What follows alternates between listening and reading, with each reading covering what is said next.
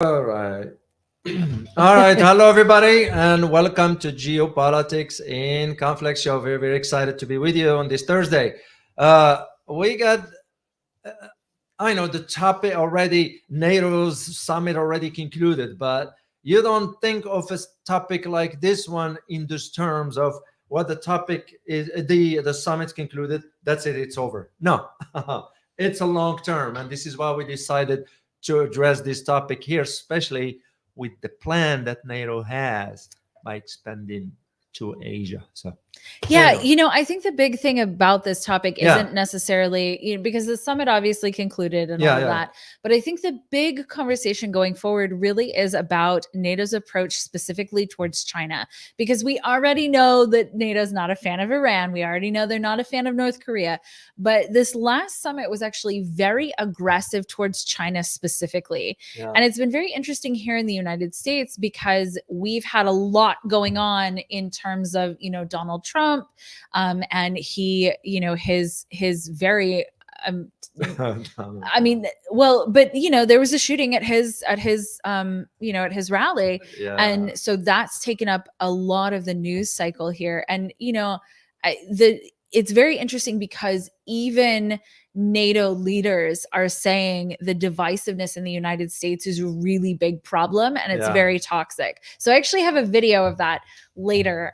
But the big thing right now Mhm. is that there really is a very big anti-China push from NATO. And one of the things that I think is very clear to them is that Russia could not continue in the way that it is without China. I think that's true. And I'm definitely interested in your No, I opinion disagree too. with you. You think I that disagree, yeah. without China's Yeah, support, without China. Russia could Yeah, well, still if it is a still sport- fight NATO? Yeah, because Russia is not dependent just on China. They aren't. However, if you look at who their largest trading partner is, and especially when a lot of the US companies left Russia Yeah. at the very beginning of the conflict, Uh-huh. whose companies stepped in to Yeah, fill those but at the gaps? same time, Asia as a whole, you think about it from an economic perspective. And this is, by the way, Mhm. where we're going to be approaching this topic. It's not from the military, just military, because what NATO and the EU plan for expansion into Asia has to do with the economy of the region.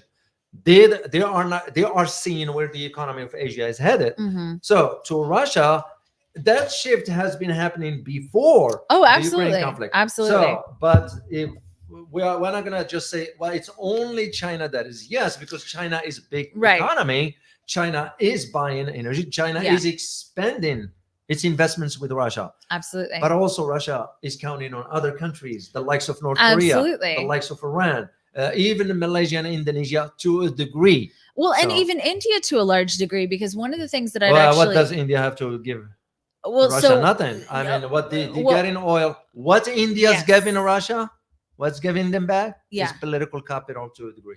I do believe So- political capital, but I also so the way so one of Yeah. this is a whole big thing, and there's like a lot of hypocrisy going on from Yeah. NATO. Of course. But one of the big things that's happening Yeah. in terms of this hypocrisy is, the US basically is like, hey, we sanctioned Russia, and you guys should absolutely not be doing business with Russia because we sanctioned Russia. Okay, first of all, the US sanctioned Russia, not China. Yeah. But one of the big things that's going on is this giant hypocrisy because the US has actually still been getting stuff from Russia. Uranium, For example, and oil to a degree. so oil actually is huge. So Yeah, a lot of Americans do not know. like no American, almost very, very few Americans know this, but even Reuters did an Yeah. article in April talking about the fact that the US government well knows that Russia is sending its oil to India, and then India is selling it to the United States. and Europe, So at a more expensive price. of course. And so I have this quote here actually that I absolutely laughed at. It's from Eric Van Nordstrand, who at the time was performing the duties of the US Treasury Assistant Secretary for Economic Policy. Oh my gosh, mouthful. He said, "It is important to us to keep the oil supply on the market. But what we want to do is limit Putin's profit from it." Okay. So this was all the way in April. Yeah. So they know that this has been going on Mm. since 2022. Yeah. But also the reason to that is because the SPR is the reserves at the SPR are dwindling. So a lot of Americans have. This is why we see in the prices in the gas station, at the gas pump rather, crossed now $3 for us here in Texas. We're not getting used to see this kind of prices. Now we crossed $3 on a daily basis.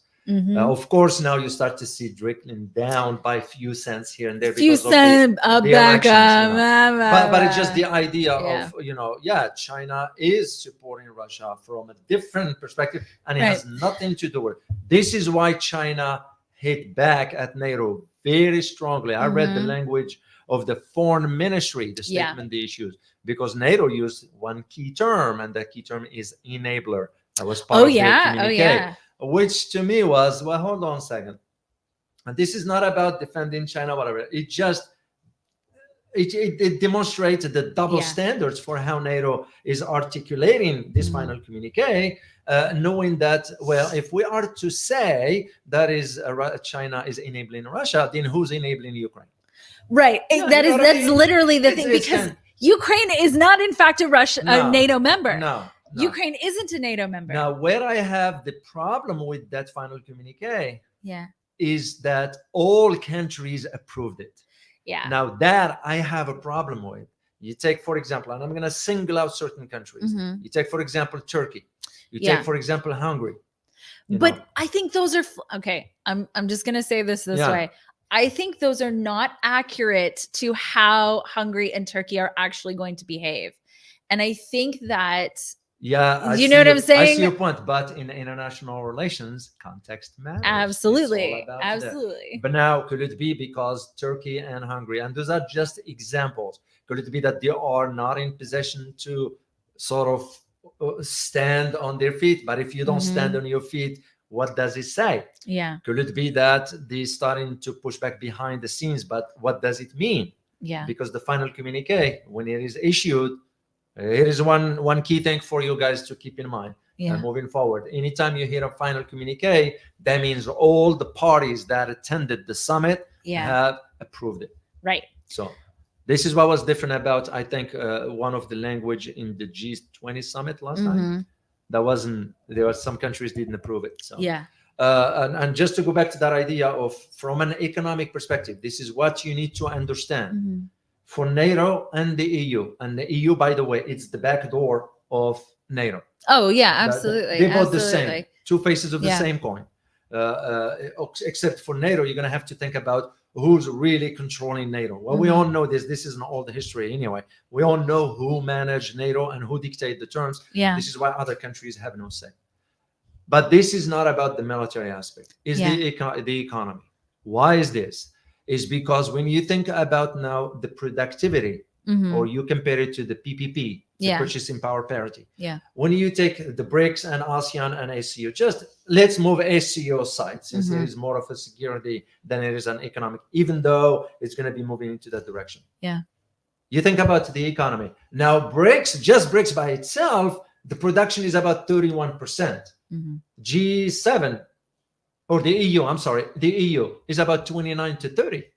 So, and here you just brief comparison here gives you an idea. So the concern in NATO and the EU establishment is about how can we reduce or slow down the progress of Asia. Economically. And you know what's been really interesting lately? So in the news cycle, the New York Times, the Wall Street Journal, the whole thing, the amount of articles that have come up about the demise or collapse of China's economy in the last week or so, I heard. I was like, man, is this like a concerted effort or what? Now the economy did slow down. Absolutely, China. It did. I just read one last night, not from here, but from overseas, but not to that level. I was like, indeed, you're absolutely correct. It's like insanity. And the language of that, of course, and this is where you need to, meaning all of us, we need to understand.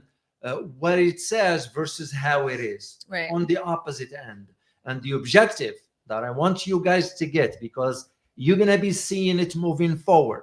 The objective of NATO and EU expansion into Asia has to do with economic aspects. I will also say this.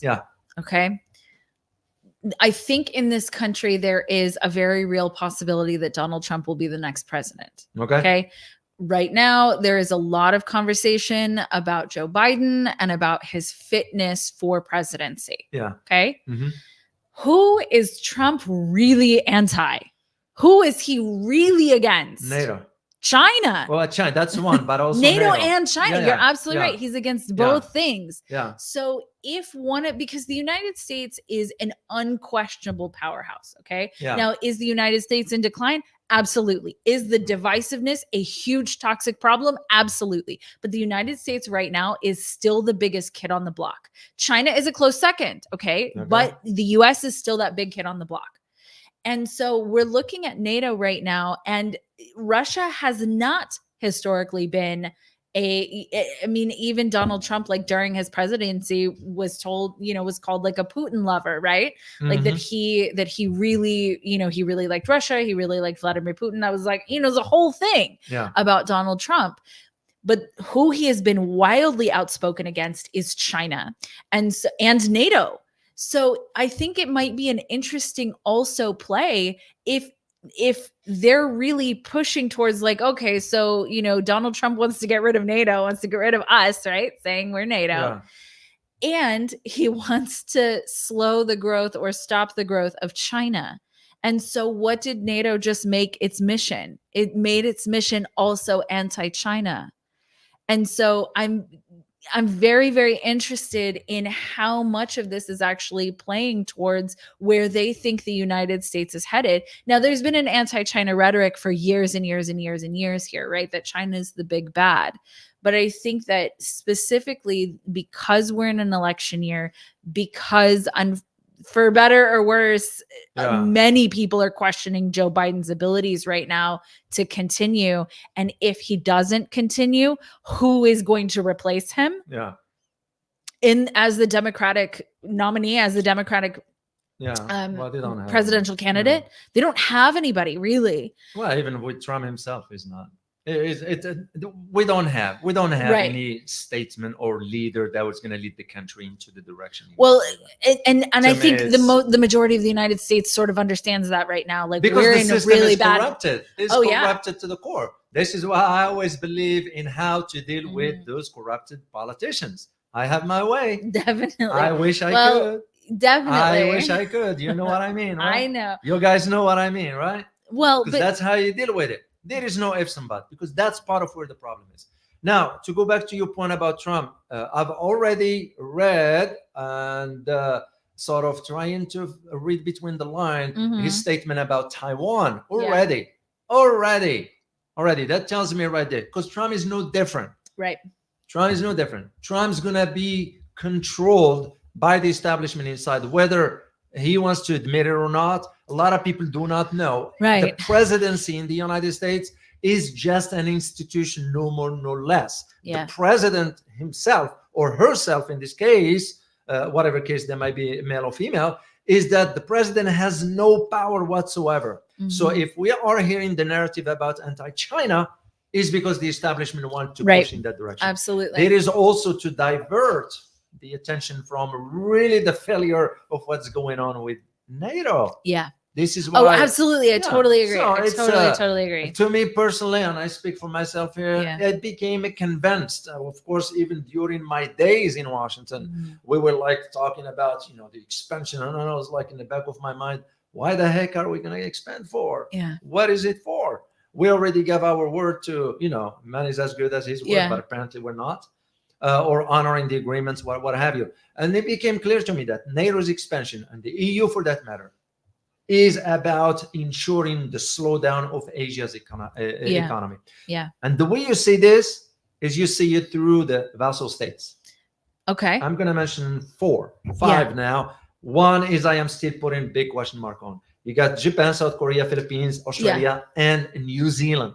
I never thought I will be using New Zealand. Yeah, I never thought I will, but it's becoming clear to me it's headed to that. Lexington, his name Lexington or Lexington, whatever his name is, the new prime minister, he's moving into that direction. Yeah. Because he's been sucked into the orbit. But put New Zealand aside, put Australia aside, and think about the 3: Japan, South Korea, and Philippines.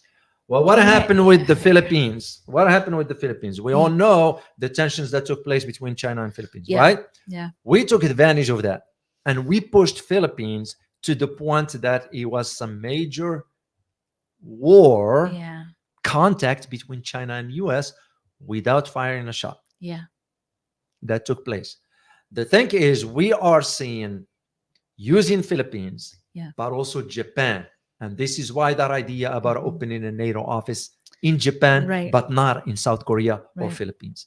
Why? Because we wanted to push Japan into that direction to coordinate between not only NATO's decision as far as opening an office in Tokyo, but Yeah. also the EU agreement with Japan and South Korea. Yeah. And this is where I see it going. As a matter of fact, I have a quote here from Blinken when he said on Wednesday, Ugh, yeah, Lincoln. listen, guys, listen what he says. Ugh. Maybe this was crystallized by Ukraine when Prime Minister Kishida of Japan said that what's happening in Europe today could be happening in East Asia tomorrow. When Russia committed its aggression, its renewed aggression against Ukraine, and Japan stood up.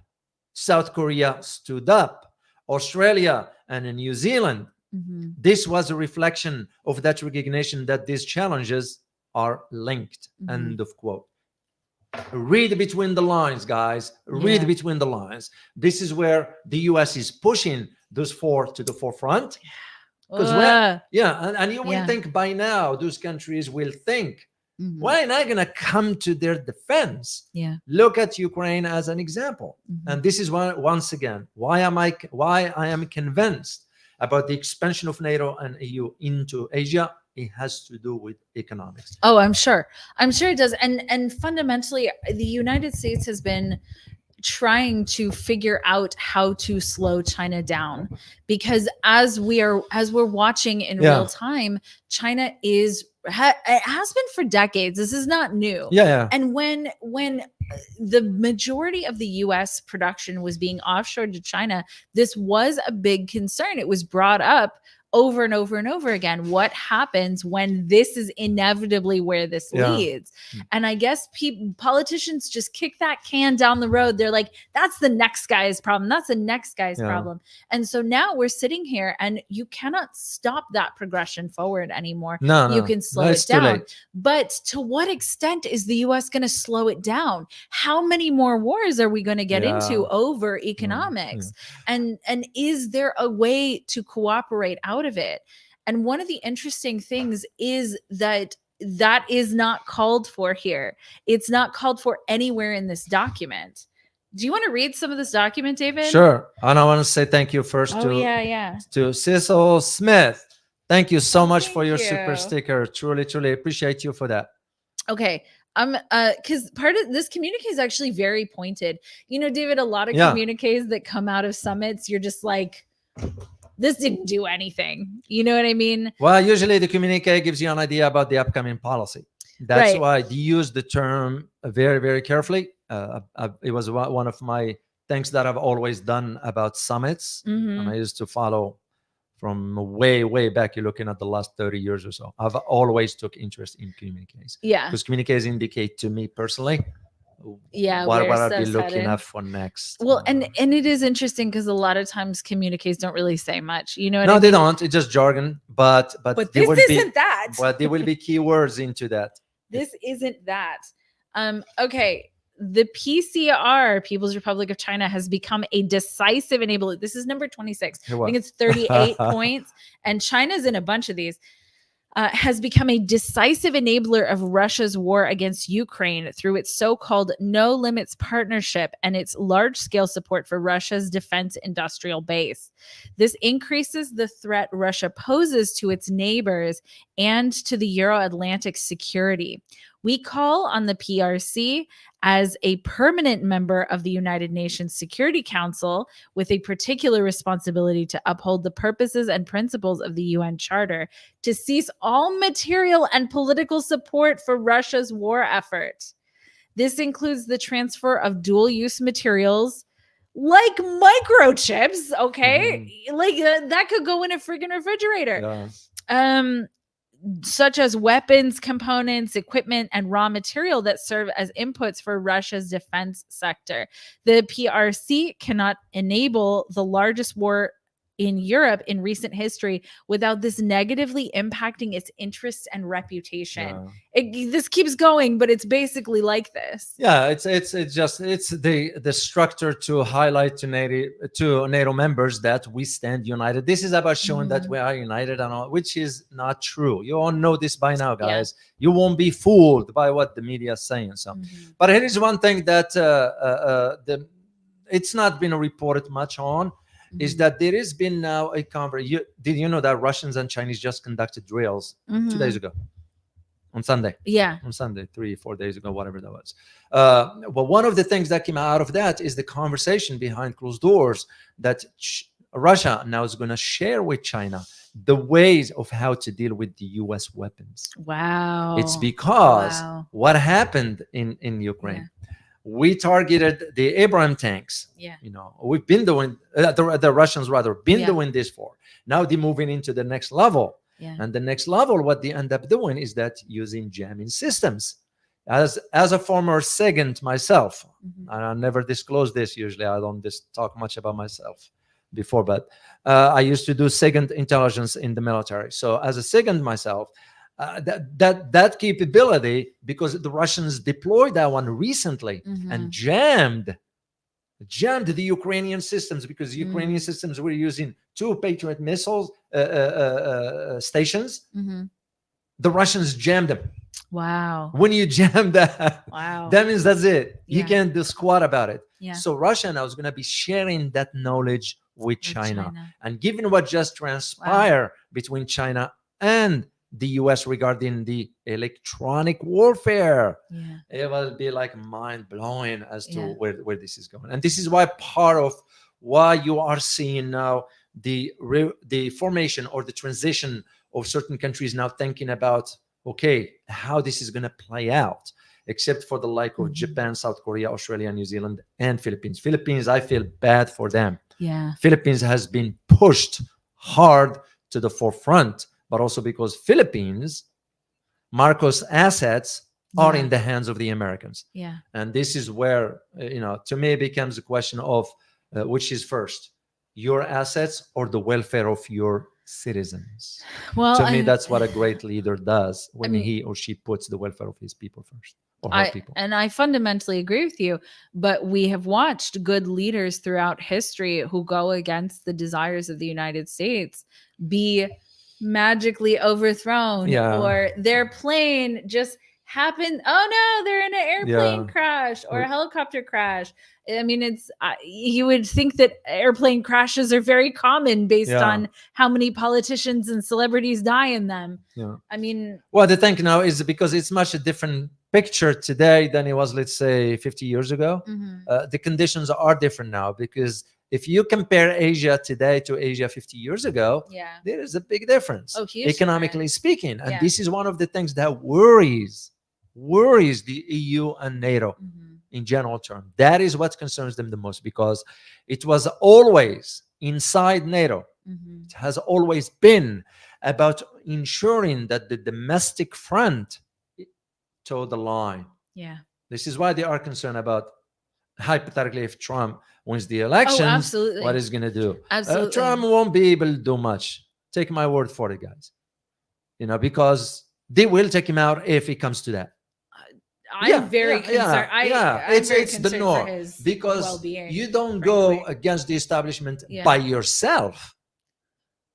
I mean, you have to look at the history of when we sort of emerged from World War II. What took place right after that period, right after it, with the establishment of the MJ-12 and where things were set, because that was the time. And even you go before that to Westphalia, for example, or the Versailles Treaty, and you think about what the European delegations did. I'm seeing the same pattern here, except under the disguise of NATO summit, which is exactly what Versailles Treaty did as far as dividing up Africa and certain parts in Asia. I would see the same here now for NATO and the EU moving into Asia to disrupt that economic trajectory, because Asia Asia has wealth has shifted from the west to the east way back. I mean, especially after the GFC, the global financial crisis that took place. Yeah. And Asians at that time took notice Yeah. and start to really plan, put one to the Right, drawing right. board and kind of start to plan. If this happened again, we're screwed. Yeah. We better figure it out. And this is why China moved into the direction it did. Mhm. Now you see it with two other countries, which we don't hear much about. Yeah. One of them is Vietnam, Yeah. and the other one is Cambodia. Yeah. Look at Vietnam economically, and you'll get the idea. Look at what Cambodia is doing, and you get the idea. Mhm. Even though we tried, when I went to Cambodia in 2009. Things were quiet at that time. It was in 2013 when it started, and I wasn't inside the government at that time. 2013 when the conversation started about destabilizing Cambodia. Yeah. And you know what? We tried. And yeah, We yeah, failed. yeah. We tried, but we failed. Yeah, thank God. We succeeded For in them. Ukraine, but not in Cambodia. Yeah. Now you're looking at a Vietnam economy. This is why you're seeing now big concern in Mhm. Washington. Yeah. Why is this? It has to do with the recent visit of the Russian president to Vietnam. Yeah. Why is that? You go back into history. Vietnam was under the support of the Soviet Union Yeah. and the Chinese. That was the only reason why China went to Vietnam. Well, and it's been actually very interesting watching basically Russia go to the US as enemies and say, okay, well, you guys are persona non grata in the US also, and building up an economic bloc together. More or less, that's what the BRICS is. I mean, other than India, right, which is sort of in the middle between both, but more or less it's the block of the enemies of the United States, and or the not enemies of the United States, because it's not like that. It's like the United States said, hey, we don't like you guys for whatever reason. Or did whatever it is in their countries, and so they're persona non grata. And so those are sort of the people in some ways that have collected in the global south, as well as countries that have sort of been under the thumb of the IMF for decades and decades and decades, that has led to extreme poverty in those countries. And a very low quality of life for those people economically, because so much of that money is being funneled back in terms of debt repayment. Yeah, and given where the interest rate, and that's why those countries will never come out. And it becomes also the issue of, okay, what the IMF objective was, or the World Bank for that matter. And the decision has been made from way back since its establishment between, across the pond in Europe or England or whatever that is, that always the IMF, the president of the World Bank will always be an American. Yeah. The World Bank. And the IMF will be European. Yep. So, and it was, or vice versa. I couldn't even remember this one here, but it was always that idea. Now, when you look at as to, for example, with China renegotiating the terms with some other countries, tell me when, when the IMF ever did that. well, so. If you dive too deep, if you dive even shallowly into the IMF, you realize that these countries had absolutely no business getting loans like these. And not only that, a lot of them got loans for things that their citizenry couldn't actually utilize, or that never really got used in the ways that they were promised anyway. And so a lot of that money just ended up sort of getting pocketed, unfortunately. Or influenced to buy weapons. Right. So if you even do the shallowest dive possible into what the IMF was doing over the last, it's been decades now. It's like 2 or 3 decades. Oh, yeah. Almost 4 decades, I guess the IMF's been doing this. You take examples like Argentina, Pakistan, Egypt. Of course, we all know what happened in Sri Lanka. Oh yeah, but Sri Lanka's recent. Their collapse is even recent. in Morocco, I found out a few months ago that IMF was about to give a loan to Morocco. Morocco turned it down for some other reason. So the whole point, Tunisia now turned it down. Tunisia turned it down, and that's why Europe and the US lashed out at Tunisia. They're saying the foreign policy chief, the gardener guy, Borrell, call him the gardener, because he described Europe as the garden. Oh wow. Yeah, the Yeah. idiot. Oh yeah, that's an right. idiot. The So garden. I now, remember one of the garden. statements came out of his Yeah. office, and I read it, and it says like, we have concerns Mhm. about Tunisia expanding towards China. It's like, Yeah. so all this, the reason I'm sharing all this, the point is that you all see the indication where Yeah. it's all has to do with economics. And you think about, once again, I'm going to bring Yeah. back Vietnam and Cambodia. Why? Because the joint ventures they end up getting into. Yeah. You know, of course, China is big. Mhm. China Oh, does yeah. infrastructure. Yeah. This is one of the reasons why I wanted to go to Asia, to see with my own eyes the Mhm. infrastructure where it is. And because to me that's a highlight, because if I am to see something like this, I'm going to ask Yeah. myself the question, why my government is not doing this? Oh yeah. What's Oh, yeah. preventing Yeah. the government from doing this? Yeah. Because infrastructure, it's the key to any economic progress. Yeah. Citizens will benefit from it. And in addition to, in that case, you'll say to yourself, I have no problem paying taxes. Right. But right. now our taxes go into a corrupted system. Yeah. Come on, we Well, got a problem with And that. I think that's actually people's big issue with taxes. Like some people don't want to pay taxes at all. Okay, like fine. Yeah. But for the most part, people have issues with where their tax dollars are actually ending up going. And I have that same problem. If it was actually going to the teachers of the public schools, or to our infrastructure, Sure, that that's would be true. fantastic. No, Build a no. better world for everyone. Yeah, system is corrupted. It's the same argument I just Mhm. made yesterday when I addressed the current conditions of the economic conditions in Britain. Yeah. Do you know the economy of UK is broken? Yeah. And the media is saying otherwise. Well, how many PMs have they had now? 4. I think it's 5. Well, with 4 before this guy. Yeah, 4 before this guy. Yeah. So now they're on In 5 such a short in, period. 2 years. 2 years. Something like So that. Yeah, or 3. Clearly, whatever, they're it's bad. clearly It's bad. doing a bad job. It's bad. But at the same time, the British citizens Mhm. are seeing that translate to them when they go to the grocery store. Oh, It was yeah, one of the, right. somebody put a comment and he said, Dr. O, Yeah. it took me almost $110 to Yeah. get from the airport to the city. Oh my God.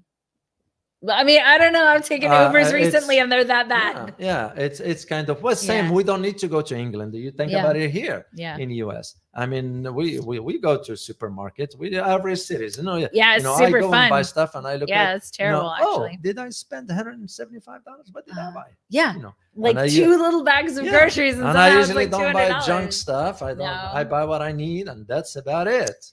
But you start to wonder. Yeah. Well, at least I'm grateful and thankful that I can afford that stuff. What if that person who does not have the means to do that? And there are many now. Yeah, It's yeah. growing in America. Yeah. So you start to wonder, why is the government not doing what it's supposed to do? Well, so fundamentally, and I've said this before, and Yeah. I think it's the flat out truth. Our politicians are not paid fundamentally by us. Yeah. They're paid by special interests. Yeah. If you look at the amount of money that a politician makes from their salary, it is actually very low. Yeah. In fact, it is not, it cannot be their only source of income. Okay. So, I mean, technically it could, right? If they wanted it to be, it could be their only source of Well, income. they And they should. would live very modestly. Yeah. Okay. But they would Yeah. live very modestly, especially. So I think it's for a senator, it's like $170,000 a year or something like For that. a senator is 175. Yeah. And for a member of the House is 150. Right. Now, that was a few years ago. I'm sure adjustment to the living adjustment, I'm sure it changed. Well, let's make it 200. Let's make it 200. Okay. Yeah. Let's make it 200. Let's say we are giving each member $200,000. A Okay. year. We, the A year. taxpayers. Yeah. Okay. How many millions are they getting from lobbyists, from special interest groups? They're primarily getting paid not by us. Yeah. And so if they're looking at it, who is their actual boss?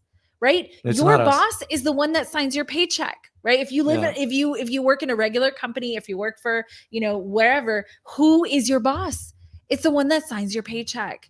And if we are not the ones that are primarily signing the paycheck, the dog is snoring. That's I don't know if how you guys I can like hear it. it, but we gotta rescue. She snores. She does. Her She name snores is loud. Calliope. She's very sweet. But she is a Great Pyrenees Yeah. and she snores. She's rescued. She's a rescue dog. Maybe She she's dreaming or snores. something. She's totally. Can you see Maybe her? she- She's twitching. She's running. She's dreaming. Yeah. You got to have Anyway, happiness in life, guys. that's You got to good. have happiness. So an interesting thing that I stumbled across was Yeah. Piers Morgan and Jeffrey Sachs. Have you listened to No. this? So Piers Morgan basically asks That guy, I don't even trust the guy. Piers Morgan or Jeffrey Sachs? Piers Morgan. Yeah. I don't. Jeffrey Sachs. I reached out to him one time. Never heard back. Jeffrey Sachs, we want you on the show. I think he says some really great stuff. Yeah, it does. Yeah. Jeffrey Sachs. It's Piers Morgan. Come on the show. Now that guy, Piers, is a sleazy guy. He's not an honest person. Okay, you want to watch go ahead. Just a couple minutes of this interview with Piers Morgan and Jeffrey Sachs. It's interesting because I found this on Twitter and Elon Musk comments on it. But Piers Morgan actually, because this is very, very relevant to what's happening and why is it that NATO all of a sudden is targeting China. I think Jeffrey Sachs is actually pretty good. Okay. Than perhaps the stark reality of the barbarism with which he's executed this war. Yeah, maybe because I know too much about the United States, because the first war in Europe after World War II was the US bombing of Belgrade for 78 days to change borders of a European state.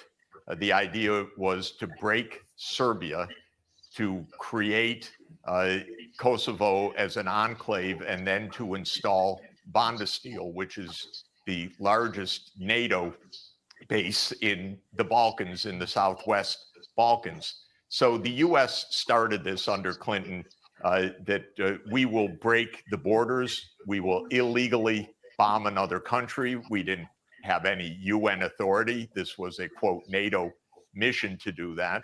Then I know the United States went to war repeatedly, illegally, in what it did in Afghanistan, and then what it did in Iraq, and then what it did in Syria, which was the Obama administration, especially Obama and Hillary Clinton, tasking the CIA to overthrow Bashar al-Assad, and then what it did with NATO illegally bombing Libya to topple Muammar Gaddafi, and then what it did in Kiev in February 2014. I happened to see some of that with my own eyes.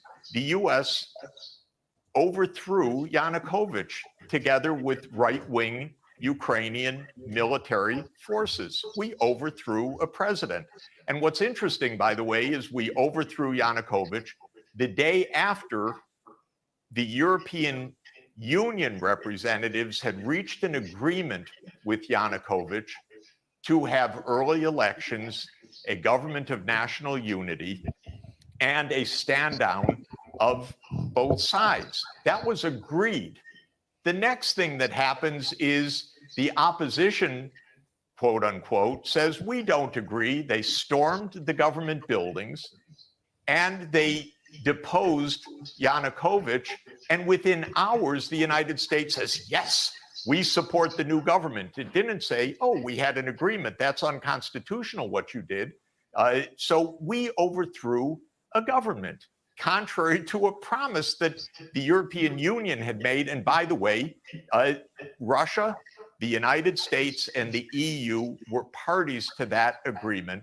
And the United States, an hour afterwards, backed the coup. Okay, so everyone's got a little bit to answer for. In 2015, the Russians did not say, we want the Donbass back. They said... Here, then he goes more into that. So this is kind of a long clip. But I'm interested on your take on what he just said, or what he said. He's spot on. Because if you think about what Jeffrey Sachs did back after the fall of the Soviet Union, he was the one assigned to deal with the transition. And he worked in Poland, for that matter, about. And he provided certain economic blueprints for Washington, what to do about the...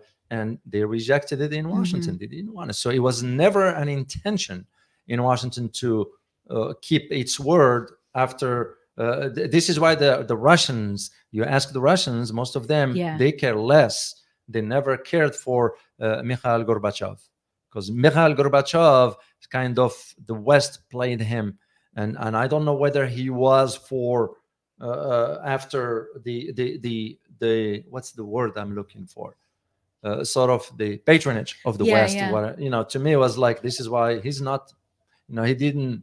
They end up screwing him up big time. Jeffrey Sachs was involved in that transition and provided some good things that really helped. For example, he worked for Poland. But when he presented his arguments for how the transitions from the Soviet era into the new Russian Federation, he was rejected in Washington, to my knowledge, at that time. So, I mean, he's someone who understands, and he's spot on. I mean, the idea of how we went about it with this 2014, and as I said, it was the same approach in Cambodia. We just failed in Cambodia. We didn't do it because we stood their ground.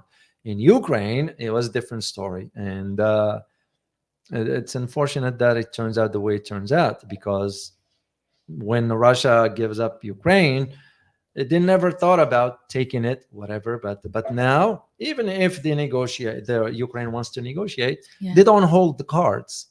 Russia has the final say. So what the West gonna do, except to drag this longer? This is what they're gonna do. And also, the West is thinking about it in terms of, but at some point, it's gonna have to come to an end. Let's prepare the next conflict war. zone. Absolutely. And that's why you're seeing the conversation about Asia, at least to my knowledge, it was started in 2004. When I was back then in DC. It's nothing new. So that's 20 years. That's at least 20 years. That's when the conversation started. And in 2007, it picked up steam with Obama, that pivot, because we were first to read.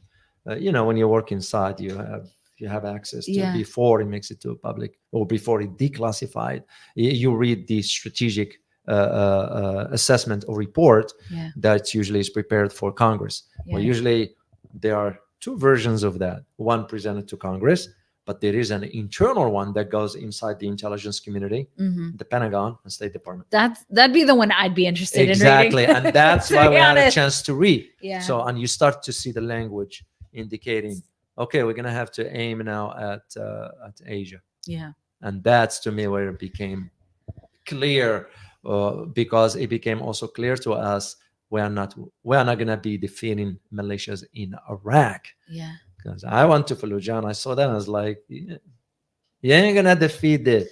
Which I said back in 2002. I said the same thing in Afghanistan. As soon as I landed there, that was my first argument. It's because I read on the history of Afghanistan and I understand it and all that stuff. There was no way of defeating that. And once it became clear to us that in Iraq, there is no way of defeating this. So what we're going to end up having to do is to just keep our forces in, ensure that the government follow our orders, because we're the one who put the Prime Minister Maliki in position. Remember, we place the leaders to do our bidding. And then you start to hear about the pivot to Asia. So Jeffrey Sachs is right about it.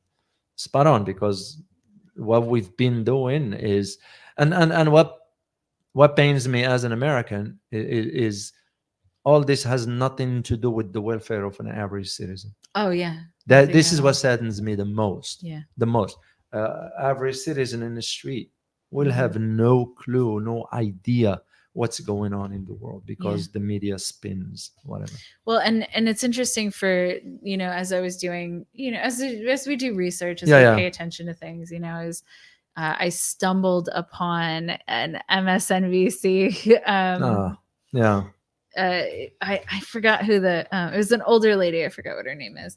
But anyway, she was doing an interview, and she was like, Jens Stoltenberg is just, he's the absolute best, and he's just done so much good. And, it's his last, last time through, and his last summit, whatever. And he's just so wonderful, and all of this. And I was like, lady, she doesn't know. She doesn't know. I was like, there is absolutely no critical thinking whatsoever. This literally sounded like regurgitation of talking points instead of any actual critical thinking.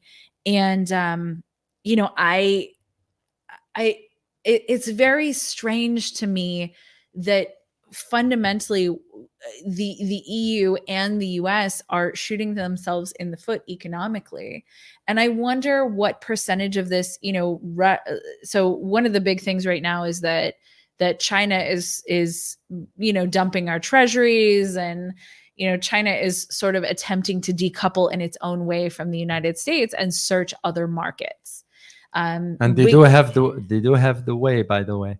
They do have the means and the way of achieving that. Well, and that's part of the BRI, right? Exactly. So the BRI, and that's part of why I think they're building up actually other countries, is so that they can more or less have appropriate trading partners and ways to get their goods across the globe. So they're doing a very interesting thing. And I think I saw this actually on Lena Petrova's show, where she was talking about CNN put out an article that they were talking about seizing, you know, Chinese assets, you know, that was on the table, is that they would seize BRI infrastructure. Actually, that is and true. they would seize, so that is actually, true. let me see In if I can Eastern find that. Europe. Yeah, in Eastern Europe. That is true. So let me see if I can pull that article up for you guys.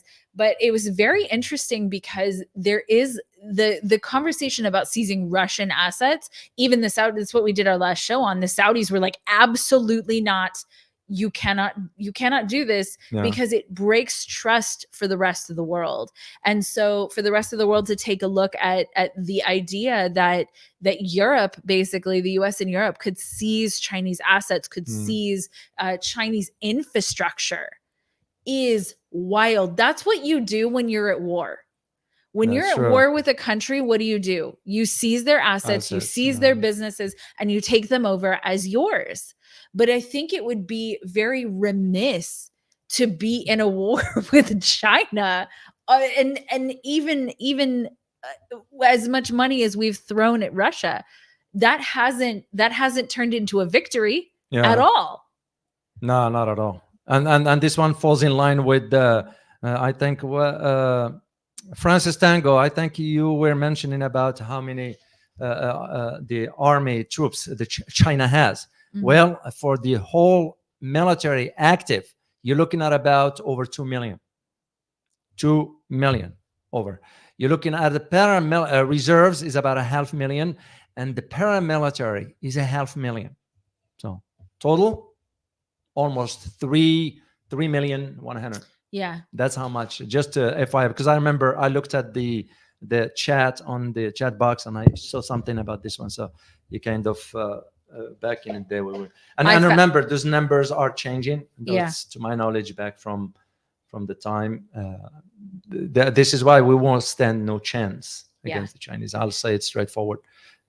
Despite you hear these hypes about our military assets and weapons and all, we stand no chance. Okay, so I wanted to show you guys this article because God, the ads, man. This is NATO allies are discussing reclaiming some of Chinese-owned infrastructure in Europe. Let me tell you how badly that would play out. Oh yeah. Oh my God. Yeah. Well, this is why. If you notice something now that we doing now, you know what we're trying to do now? What? We're trying to get things from Vietnam because it's cheaper.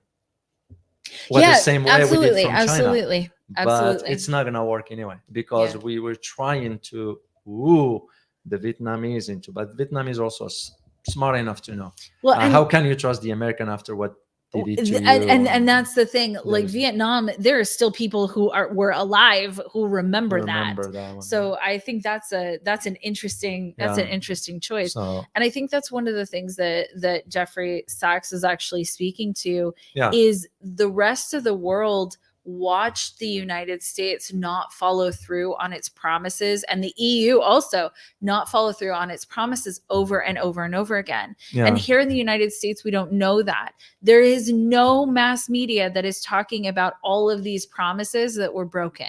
None of them are talking about it. And that's why, when we're talking about like Turkey and Hungary, they are agreeing to these like 38 talking points, plus there's, this extra on there that they fully agreed to it. But then at the same time, they're making their own deals, right? They're making their own deals with China. They're making their own deals with Russia, and they're making their own deals with the United States also. So they're also playing both sides. They're playing whatever seems to be best for them at the time. But that's what I'm saying is I don't trust communiques. I don't trust agreements. I don't trust treaties, because fundamentally, look at how many of them get broken over and over again. We don't honor our commitments. So you look at just the recent one, the latest, the GCPOA. Just simple as that, which was bad, pulling out of unilaterally. And now we are blaming the Iranian for the assassination attempt. I just laughed when I saw that, and coming out of CNN, which is ridiculous anyway. If a country gets involved in something like this, at least you will have your top sniper, not some average. And it's ridiculous anyway. So that's why I didn't buy the story. But to go back to your point about withdrawing from the agreement, which Trump did unilaterally, but Trump also was forced to do that. This is what I'm saying. Doesn't matter, Trump or whomever. They're gonna have to toe the line. Because it is not the president of the United States that decides. No, it's absolutely not. It's absolutely not. President of the United States has no power whatsoever. He or she, figurehead rather, sitting in an institution that is managed by outside forces beyond the control of even we don't know about. We don't know who they are. We never know. We would never know. It's funny. Every so often you'll see one of those like articles or videos or whatever that comes out. It's like, who is the deep state or whatever, and it's always like, this is this person. The deep state are people we don't know exist, right? It's not. Now I can tell you one thing: if you ever go to Washington D.C., if you ever get a chance, go to 13th Street. That's all I can tell. Okay. That's all I can say. Go to 13th Street and now I'm curious. I don't then know when you get to DC, go to 13th Street. I'll go to So, all right, let's answer. Let's take some questions. Did you briefly. put this? No, I comment didn't. up? By mistake. Okay. Sorry, and good to see you. Anyway, you just put it up again. Yeah, sometimes. Yeah. Okay, got it. I kind of, my hands move quicker. That's okay. Did you know sometimes you will move fast? Do you know? I'll share it too. It's nothing wrong with it. When I type stuff, I found that what I thought about is already typed before I type it. And really? And I have to go back and delete. And I was like, how the heck did this happen? So it's almost like my hand. That's interesting. Well, it's not interesting to me. It is not interesting. It's concerning. If my hand couldn't coordinate with my brain. So wait, you type it out. I type in, for example, I say, I decided to go to the airport. And I already started to type, I decided the airport is already typed out. Oh. And I was like, it's like, should I be concerned? Well, I mean, imagine, right? So well, I don't know if you guys, how many of you guys have regularly used ChatGPT, but ChatGPT is pretty impressive. What we used to get was like incoherent, right? So like you type something in to supposed AI before, and what you would get is like a nonsensical answer, or you didn't even ask that question. It was bad. But if you guys have used ChatGPT, it's pretty freaking good. Well, this is why now Google is talking to a company in Israel, believe it or not. They want to buy them because they did with the AI, $23 billion. Wow. And it's a tiny, small company, has only 3 people. Wow. Well, $23 billion. Makes you just wonder. I mean, I wonder what they have. I wonder what technology they have. It's something has to do with the code for the AI, and that I can see. I can see the application of that. I am sure the defense ministry over there and the Pentagon here already tapped into that. I mean, getting $23 billion for your I'm sure. acquisition. I'm sure it is something that will move the needle forward in a very substantial way. But the point is, human behavior. We talk about this, that human behavior is a mystery to most people because they haven't been trained on it. Imagine AI being trained on human behavior. That's good. That's And that's what's happening. AI is trained on human information and human behavior. And so it knows what you're going to do before you do, because human beings are actually extremely predictable. It's something that the powers that be also know, the governments of the world also know, that human beings are very, very predictable. And to be unpredictable, you have to actually get outside of your regular, people have routines, right? And people have routines and they do the same thing. They drive the same way back home from work every single time. They typically eat the same things. They shop at the same grocery stores. They see the same people. They have the same types of conversation. They consume the same types of media. They consume, the same TV shows, the same types of movies. They read the same kinds of books, right? Yeah. It's the patterns. It's the patterns. Yeah. People are just patterns. You typically brush your teeth at the same time and you go to bed at the same time. So people are patterns, and we think we're just like so spontaneous, but if you look at your life, you're really not. And so the way to beat that system is to not be so rigid in your patterns. And this is why a smart person that can outsmart the intelligence community is by deflecting from the patterns. So absolutely. Intelligence community always looks at the patterns. All right, let's take a question here or two. I have one here. Okay. From Army with Harmony. Good to see you as always. Question: was the 13th a warning to Trump to stay on script? No, it's not in that way, but they will do it differently, because this one was very amateurish. So that's the way I see it, There's a lot coming out. I was gonna say, being through the military, which we had to do a course on sniping. So I'm not a sniper, I never was, but I had to sit down there and really take a look at the process. Whatever. To me, what happened is it's amateurish. It's but the idea of towing the line, that is for sure, because you're already seeing Trump flipped on two main issues. One of them has to do with Gaza, and second one is Taiwan. So that tells me, right, that this is just the beginning. Then you look at the Iran dossier or whatever is going to be happening. Then you look at now with the China, like you mentioned earlier, and already the mention about the settling this conflict between Russia and Ukraine. The establishment doesn't want it to be settled. So they're gonna. There's too much money flowing into it, man. That's why they're gonna give him It's the a freaking option. cash cow. And this is why I'm not gonna be surprised. Yeah. If something happens, you all know what I mean, right? You all know what I mean. So I won't be surprised at all. The thing is, the divisiveness in our country is a very. Oh, I have this video actually that I think is interesting. I have a lot of tabs open, guys, but I'm gonna see if I can find it for you. But basically, In the meantime, let me see if the there's another U.S. question. The U.S. divisiveness is actually very, very toxic, and I think it was by design. So. Yes, definitely. But I think if there is a silver lining to have come out of this, it is that perhaps some calmness and some level-headedness can come to the people. It's not going to come to the politicians, okay? Politicians build their entire careers on riling you up for some reason. They're going to rile you up about how bad the other party screwed up, and that's why your life sucks, is because the other party screwed up in this way. They're trying to do that. Their entire careers are based on riling you up. But this is not what we want going forward. This is not the world, and this is not the country that we want going forward. So the only way is to calm down. Calm down, let some level heads prevail, and really figure out, what do we want as a country going forward? I think if you ask almost anybody, fundamentally they want peace, especially people who have been to war. Most people that I know who have been to war don't want war. So I think this is an opportunity for the United States to really allow cooler heads to prevail. Whether that'll happen or not is up to us. All right, next question. What do you think about Sergei Lavrov's statements in the UN this week?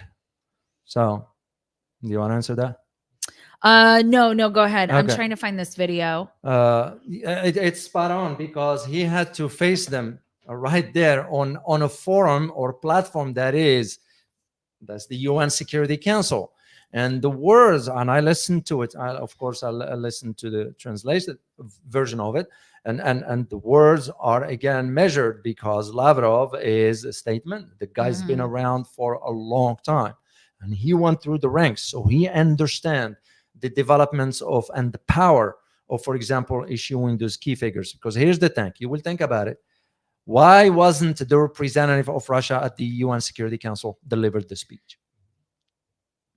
So that's to me where no, it was poignant, it was to the point, it was strong, and it set the tone for what might lie ahead moving forward for this new multipolar order. Because the fact is this: we are in a new multipolar order, whether we like it or not. And like what we had our conversation with Dr. Warwick Powell, he articulated those from an economic aspect also. Because this multipolarity is not just politically driven, but also economically driven as well. And to me, the speech by Lavrov, it's a reflection of that new reality. The video that I'm trying to find is, I think it is from Finland. Oh, Finland is another. Yeah, but basically what he says is that the divisiveness in the United States politically is extremely toxic. And I wish I could find it. I have too many tabs open. I can't find it. Well, it's no different than what Finland now is doing. What makes Finland different? Finland is as bad now. I never thought I will ever sort of find out about where Finland, what has become of Finland. Yeah. To me, it was shocking. It was shocking for how their politicians have just surrendered. Yeah. I use the term, some of you might disagree with me, and that's perfectly okay. You are entitled to your opinion, and I respect it. Some of you might disagree that when I use the term that they surrender their sovereignty. Simple as that. And it was a comment that I read from somebody from Finland. Yeah. And he said, you're absolutely correct, Dr. O. Yeah. You won't believe now, either our legislator, the parliament, the cabinet, the governments, that they turned over the country. Yeah. And when you turn over 15 bases, those are not bases you and I know. Those are the forward military base, forward operation bases. FOB, it's called FOB. Forward operating bases, FOB. So I was like, that spells FOB. Well, because I was like, wait a minute, because that's what we used to have in Afghanistan, in Iraq, and other parts of the world. Finland now, 15 of them, the same thing Philippines did with its 9, except that the Filipino government disclosed to their people, it was only an agreement about 5 bases. No, there were 9 bases, which means the other 4 will hold some advanced weapons that the Filipino people wouldn't even know about. As a matter of fact, back in March, there was the deployment of medium-range missiles. Yeah. Now they are talking about removing them. Will I trust that? I don't think so. No, I don't think so. No. It was the Russians that alerted the Filipino government. Yeah. Wow. That tells you the story right there. Yeah. Today, I just saw the news. I couldn't confirm it yet, and I'm going to check on it. That one of the missiles of India testing in Philippines blew up. Oh, no. So I don't even know what type of missiles. I'm going to look into that and just to read it. So India was testing something. What makes you wonder? Why will India's missile be on Filipino territory to begin with? Yeah. So, and it's just how to tie it back to your point, the decisiveness that exists, it's also by design here, but also it's an indication the end is near. Yeah. It's the reality of it. It's going to become how smart one is to really read the lines correctly, or read the signs rather, and make a decision to get out. Simple as that. Okay, next question, Harry Shee. When you hear mainstream media make ridiculous comments or claims, are you trying to find their logic or just laugh at them? What are the long-term consequences if ridiculousness is ignored? So I think this is a really good question. So first of all, we're laughing at them, but there's a bigger conversation here. So when logic is taken out of a population, when logic is not valued. So in relationship terms, it's called gaslighting, right? So it's when basically someone is using their logic, they're using their eyes and ears, they're using what is observable and logical to them. Okay. What happens is that if you are actually paying attention and you use your own brain power, you use your own logic, and what they want, whatever the powers that be want you to believe goes directly against your own senses, they have to use something emotional, for example, a ridiculous comment or claim, to get you out of the confidence of your own logic. And that is how people are easily manipulated. So there is an experiment. Guys, some of you are really smart in human behavior, so you might remember what the name of this experiment is. But basically what they did is they took actors and they took one real participant. And the one real participant came into this room, and there were these lines that were on a piece of paper.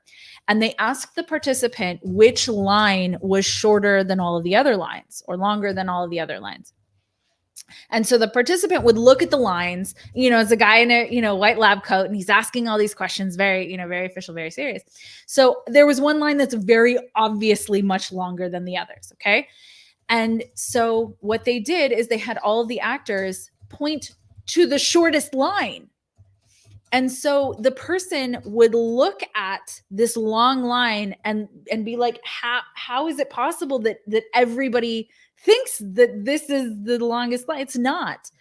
But in the majority of the cases, the person who could see with their own eyes and ears, with their own logic, that was the longest line, would agree with all the other people who were actors saying the shortest line was the longest.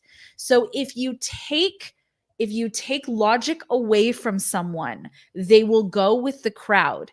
That's why when you see in pictures, there may only be a couple of people at a particular rally, but they take it from an angle that looks like a lot of people are there, because human beings, for the most part, will go with the crowd of whatever it is. So that's why actually voting works very well, is because people have their own differing opinions. But if the majority wants a particular thing, let's say in a vote, that person will usually go along with whatever the perceived majority wants. And so there are all of these ways basically that you take that they take your logic away from you. And when logic is taken out of a society and taken out of people, that is when the society falls. So there's actually very severe consequences to taking people's ability to think away from them. And if you look at our public school system here in the United States, if you look at every single system here in the United States, not a single one encourages you to learn how to think.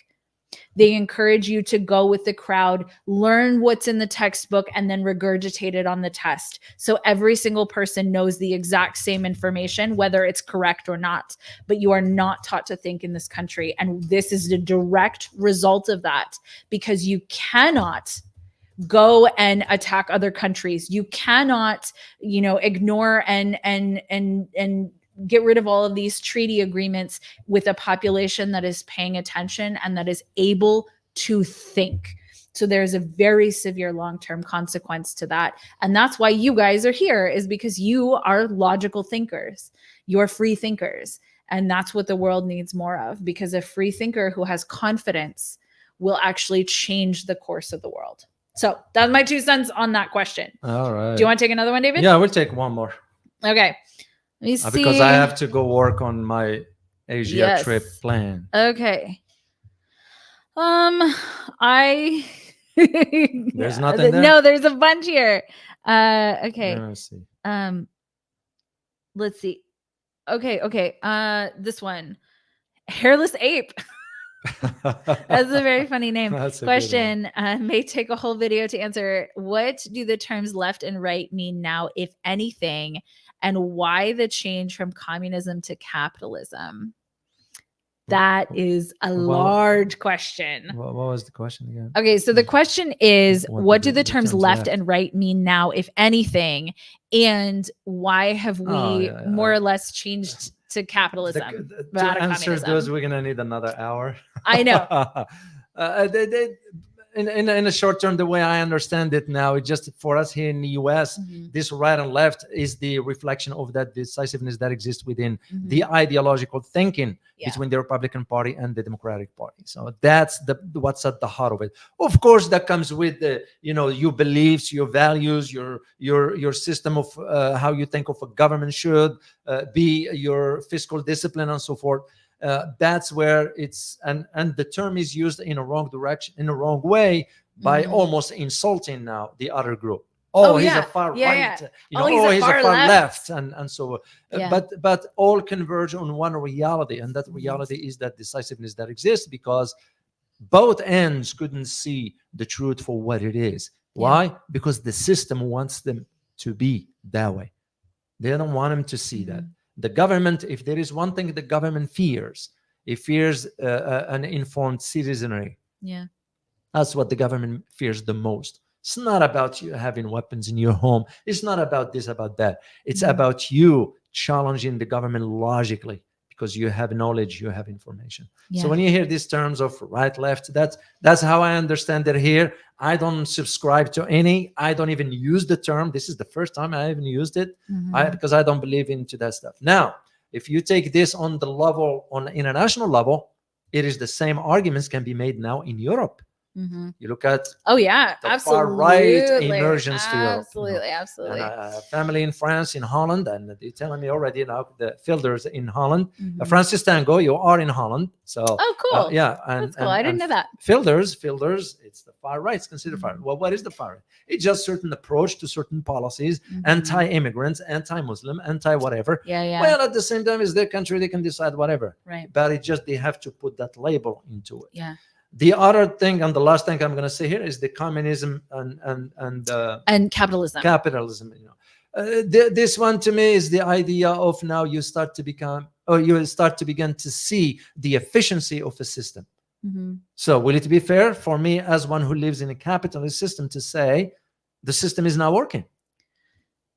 No. Well, so I will say this about capitalism: we do not have a true capitalist. Oh no! True capitalist. No! It's an oligarchy. Don't. Yeah, absolutely, It's an absolutely. oligarchic system we have here. Yeah. Disguised as a capitalist. Absolutely. Yeah, absolutely. It is a disguise. We do not have one here. There is no true democracy either. Yeah. So to me, it was just the terms to use to justify whatever position one is defending or pushing for. The governments find it convenient now for us to say, oh, look at the Chinese, their communist system. Their communist system is working, because to me, that's sort of the development of the welfare of a citizen. Yeah. We're not talking about even what President Xi said one time he said, if you want to be rich, don't work in a government. Yeah.